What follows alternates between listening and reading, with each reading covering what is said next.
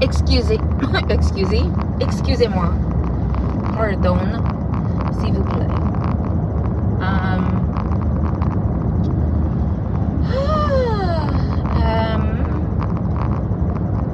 Okay, so I try to like, is it mince words? I try to like skirt around things because I want to honor people's privacy, etc. And so I am not going to say names. I mean, like there's gonna be a name, like a person that's clearly, it's gonna be really obvious who I'm talking about because it's about my dad. But I am processing something, and I guess I just want to share like the little bit of wisdom that I have, and hopefully this will sound better because it's a different phone holder thing. So it's really shaky though. I don't know. It's shaky. It's fucking shaky. So, I just have to friggin'. Okay, hi. I'm Dixie. My face looks great. I age in my neck. And I don't like it, but whatever. It is what it is. I just gotta, like, love myself and just be okay. So, I'm gonna try not to look, but, okay, so I'm Dixie, and I talk about stuff. You know, I process things. I share. This is called a peer support perspective. Like, I just share my authentic truth with vulnerability, and it is meant to spark the thought process of others, and so that we together can all find healing. So the thing that I'm processing today is about my dad, and I don't want to like talk about names and stuff like that. Like, clearly it's really hard to say who I'm talking about, like the importance of their, you know, like their presence in my life if I'm not saying like it's about my dad. So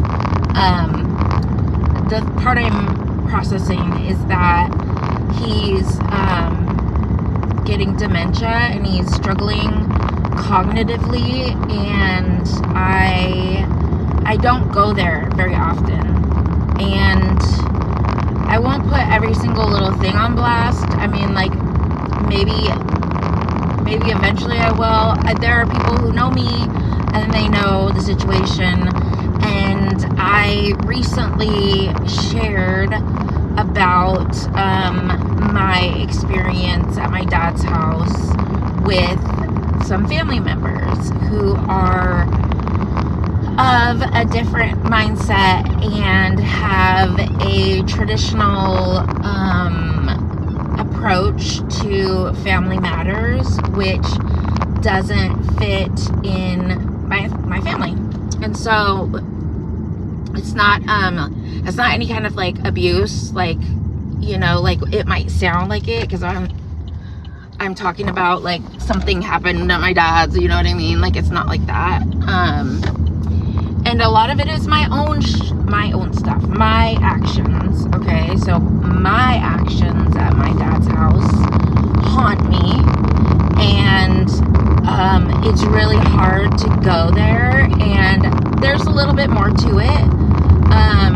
My dad, you know, like at one point in time, because of my addiction, he had to tell me to leave, and you know, I don't blame him.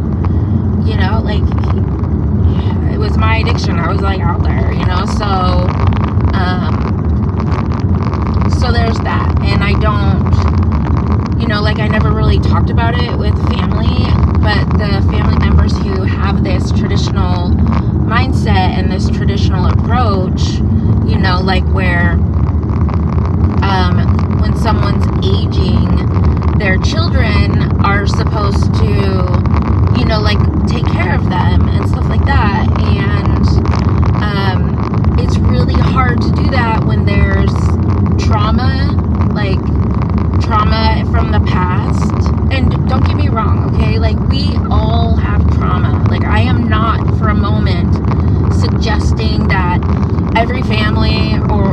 like that has had to take care of their parents in their later years, like they were free from trauma. I'm not suggesting that at all.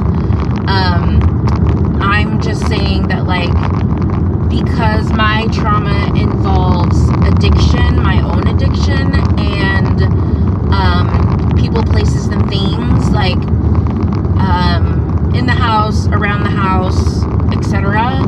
Like, it's just like another step, you know, like it's just another notch higher when it comes to maybe reasons of not participating. And so, you know, as a 49-year-old, like, for the most part, I would be of the age and position to help out, but, you know, like, I'm a late bloomer, and I have a 7-year-old, and, you know, and a 14-year-old that they're really counting on me, and I really need to remain present in their life and healthy and stuff like that. And so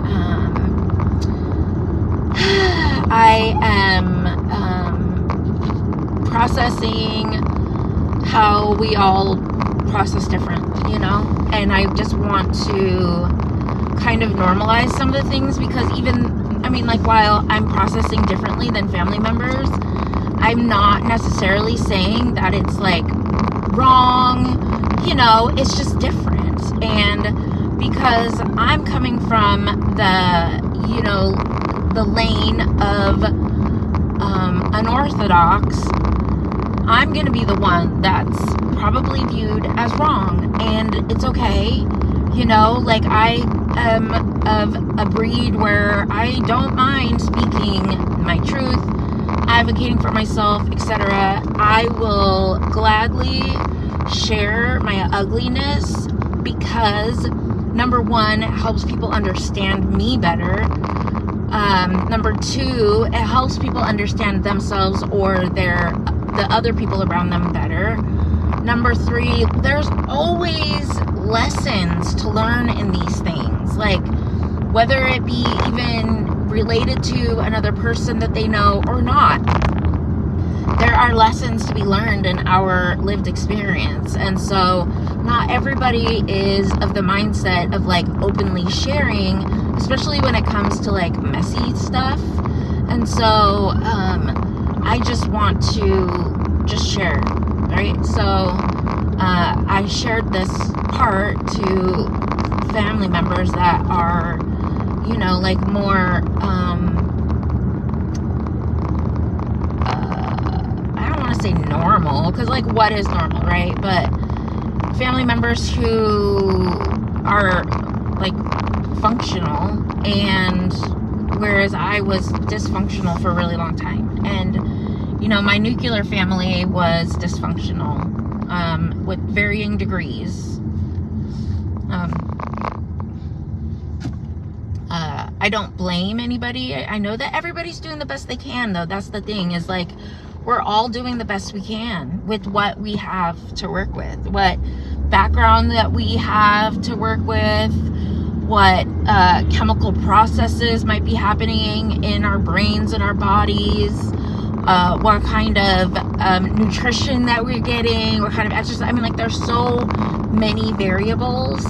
And so I'm not suggesting for a moment that, like, one person in this family is better than or less than anybody else.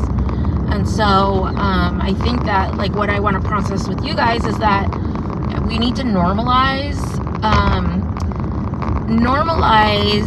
sharing our truths without it being something that, like, so if somebody else is sharing their truth with me, because I'm so, like, I'm trained to hear ugly truths and stuff like that, like, I don't own it. I don't take the cloak and put it on and feel uncomfortable in it, you know. I hear it. I let it, you know, like, I'll hold it for someone, but it doesn't mean I'm gonna walk away with it. And so when it comes to, like, peer support, because that's really what it's based on, is, like, my understanding and practice of peer support in everything I do. Like I hope that people who I share my ugly truth with, that they can see it, hold it, turn it around, look at it, and be able to set it down and when they're, when it's time to walk away. And they don't have to carry it with them. I don't expect anyone to carry my ugly truth. Like, there's this thing where we are taught, people are taught that, like, you shouldn't say certain things to other people because it'll make them uncomfortable. But what is happening in our society is that there is like this mask, like people are pretending, like there is this pretending that has happened where everything is fine and, like you don't share that and stuff like that, but it's not working. Like, we can see it in the evidence around us. Like, we have a dysfunctional society, and we have a bunch of people who all think that their thinking is the right way, the only way, and anybody else who is different is wrong. And unfortunately, it doesn't foster creativity. It doesn't foster healthy uniqueness. It fosters this thing within people that lead a certain type of individual to want to rebel, and it has led us to be steered. Somewhere has been able to steer us, I believe, my opinion, steer us to a place where we're at each other's throats. And if you really look at it and you look at, everything, like, I don't think it's a conspiracy theory to say that there's countries who totally despise the American ideology, like freedom and stuff like that is what leads to a lot of the dysfunction, is the mindset of other cultures. And so, like, I totally believe that the enemy, whether it be another country, but when I say the enemy, I mean evil, darkness, Satan, the devil, something. The enemy is going to use our freedoms against us. It's the freedoms that we have, the freedoms to think and love, that is the worst part that is hated by the enemy. And in order to take that away from us, the enemy needs to take away everything else, because we live in a society where we are putting our happiness in materials, in concepts, when really our happiness comes from within, and we control what's within us by our thought process, which is where concepts live. And so a concept is like an idea of like freedom, like there's this concept, this belief that freedom is being able to walk outside and go get a job and get whatever job you want, and to vote for things, and to choose what you're gonna wear, and choose what you're gonna eat, and choose what religion you want. And there's so many pieces to this freedom that there are, not everybody, but there is a chunk of people who all you have to say is your freedom is at stake, and they are not about it. And anyway, I'm getting a little off track, but so the part about sharing our truth and not having to hold it,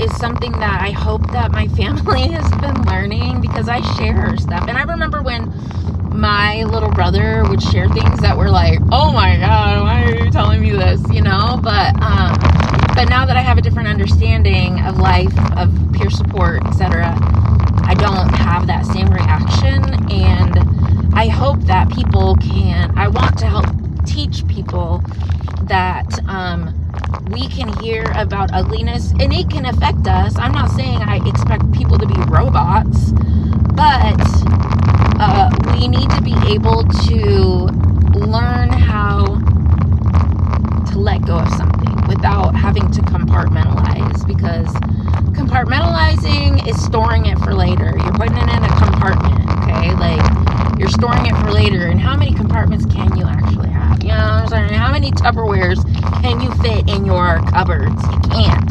How many lids you gonna end up with? You know?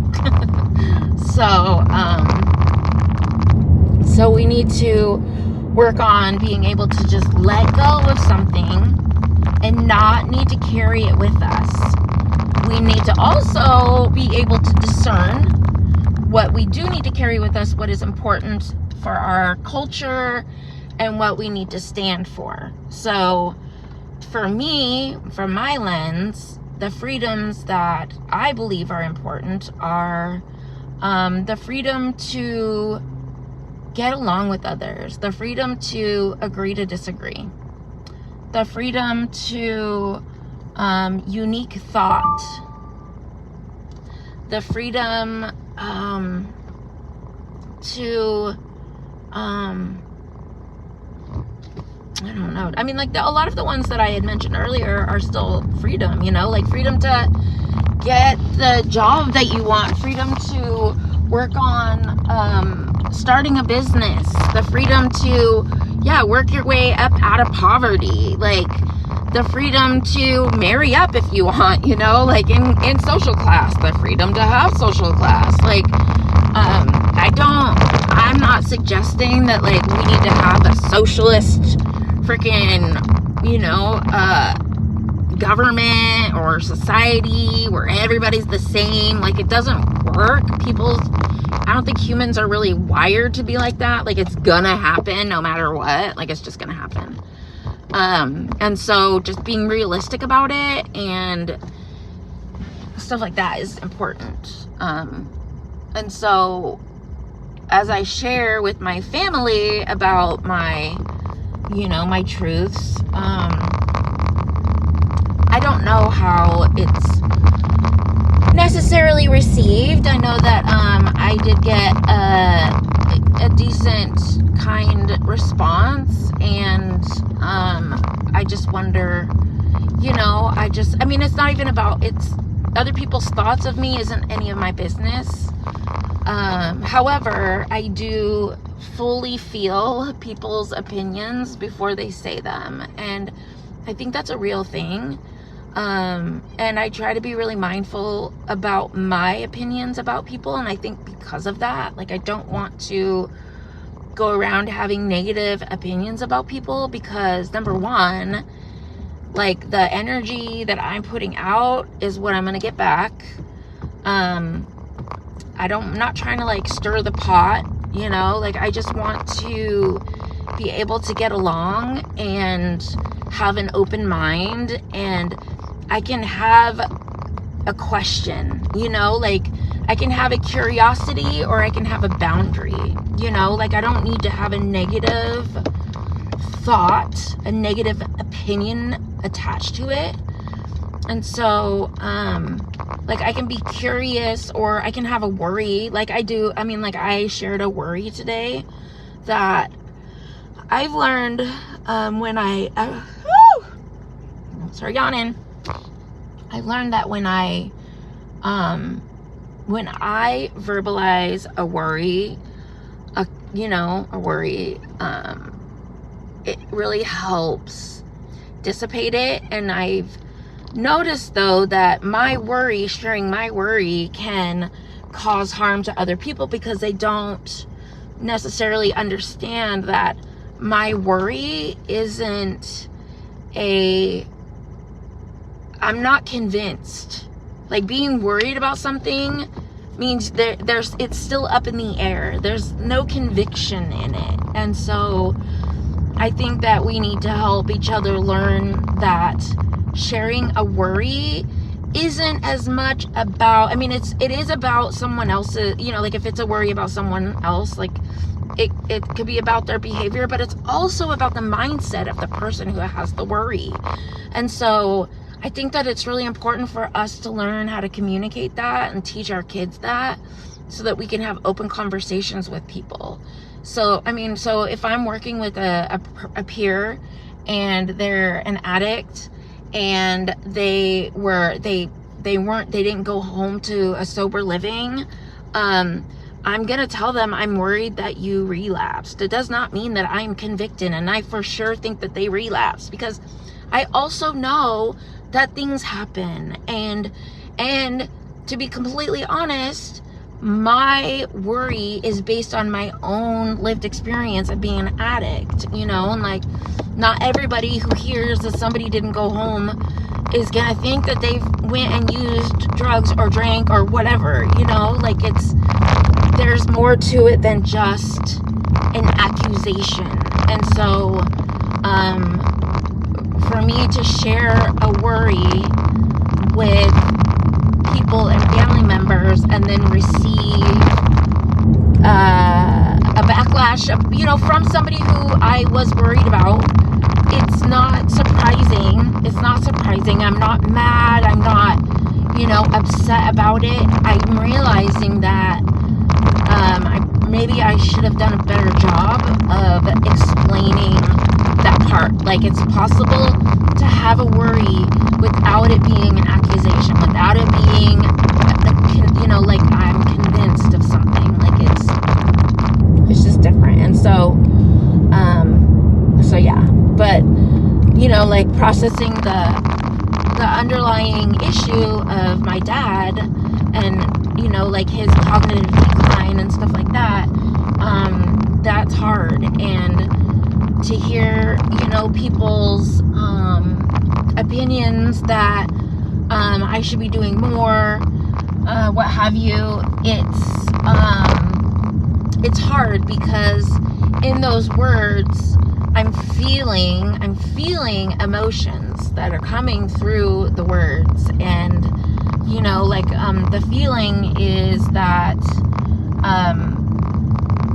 you know, that I'm not doing it right, like I'm not a good daughter, or I mean, nobody said that, okay? I'm not saying anybody said it, but there's that feeling. It's like the vibrations, the vibe is, you know. And so, which is why I chose to open up and share some of my ugliness, because it really plays into it. And if I don't tell people that, the ugly parts, they won't get it. And then, like, why hide my ugliness from them to lead people to think that I still am carrying this ugliness? Like, I'm really honestly trying to avoid this ugliness, and I'm not pretending like it doesn't exist. I fully admit it, and I fully want to make sure that I never ever make those same choices ever again, because I have people in my life and I have reasons to live, and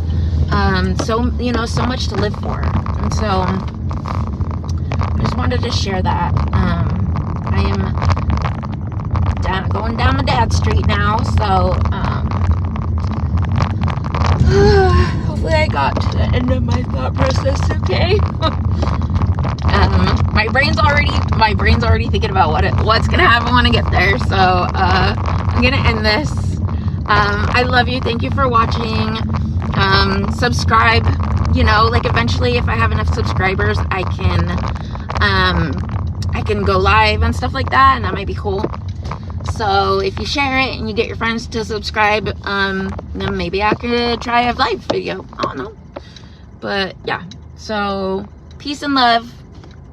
Bye.